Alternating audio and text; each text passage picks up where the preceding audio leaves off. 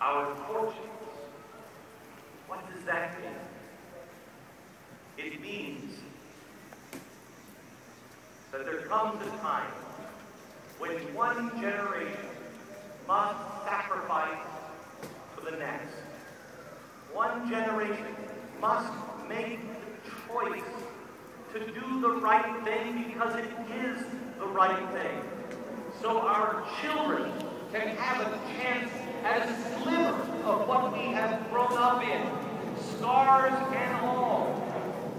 This experiment is the only time man has lived a life like this. It's not a coincidence the world changed as the age of enlightenment happened and Americans set man free.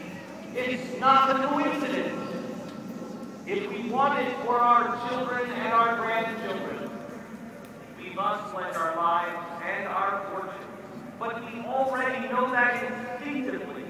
If anyone has ever had a child who is seriously ill, you know you have stood in that hospital and you have fallen to your knees and you have said, Lord, give it to me. Give it to me. Let them live. Let them have a shot. I'll take it on. That's who we must be today. We must take it on for our children.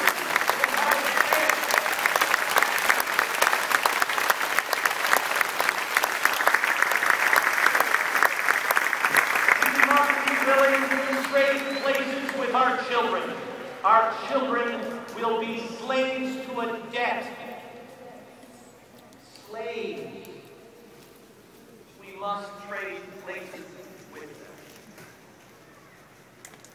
We must also give to the things we believe in. I ask you today, I know I did this most of my life, I put $20 in the basket at church, and I think I was doing pretty good. I kind of almost pop it out so everybody see it. When the man who was sick in the burning bush spoke about the $20 in the basket, it was 10%.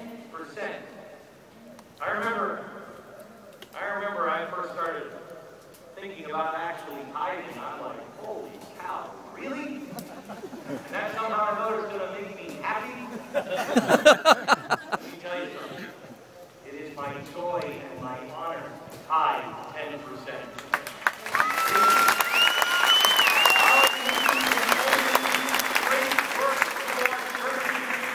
They have the means to do it.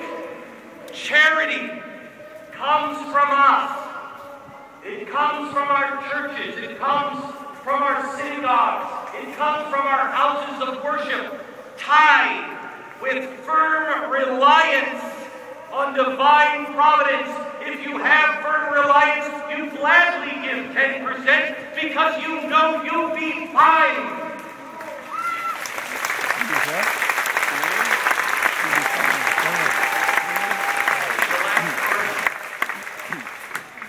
Our sacred honor. It means that you tell the truth, the whole truth, and nothing but the truth, so help you God. It means there are no lies in your life. That is a hard lie. But I come to you and tell you as a man whose whole life was a lie. A man who was on the floor in the fetal position because I couldn't do it anymore because I had wrecked my whole life. I had dishonored myself in every way. I come to tell you now that the truth shall set you free. The truth shall set you free. The truth will make you miserable first. But then it will set you free. The truth will make you miserable first. Each of us need to do these things if we are to restore our nation. We need to do these things, and when we do, we will know who we are, that each of us makes a difference, that life is short, but there is much work one that leads your life demands it of us. If we do these things, we will heal our nation. We will not only heal our nation, but we will do what the greatest American generation did in the last century. They will be the shelter for the world. Because the storm that is coming is not just an American storm, it's a human storm.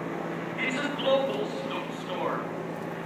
And who is it that always runs in at the end to save you? America. It is always the American. But we are not prepared to be those people yet.